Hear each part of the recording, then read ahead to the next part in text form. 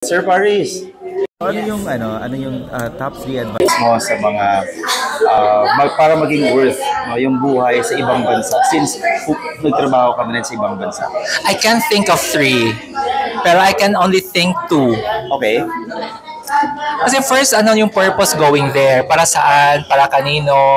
Para what for? Pag lumabas ka. Second, if happy ka ba sa decision mo going there? Kasi useless naman pag hindi ka naman happy doon. Diba? Parang ano din, para naman siyang, parang walang kwenta kung pupunta ka doon para just for the sake of money or whatsoever. Kung hindi ka naman happy, di wag na.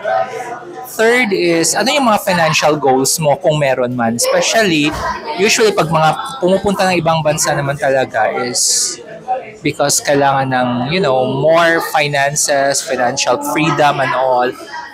Pero, yun lang ba? I think that will encompass everything.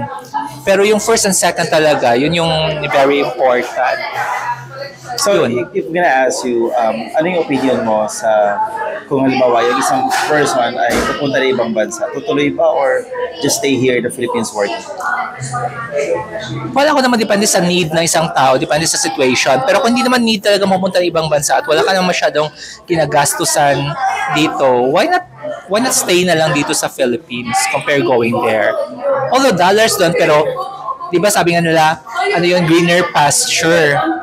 Pero not all greens are masarap. Not all greens are green. Some of them are artificially green. So, yun. You have to check it also. You have to check your heart also kung ano talaga yung gusto mo. Alright, thank you so much, sir.